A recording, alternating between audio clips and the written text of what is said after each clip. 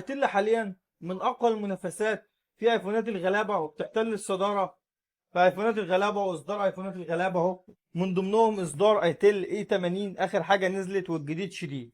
تمام. بص كده التليفون، ركز كده معايا في الموبايل.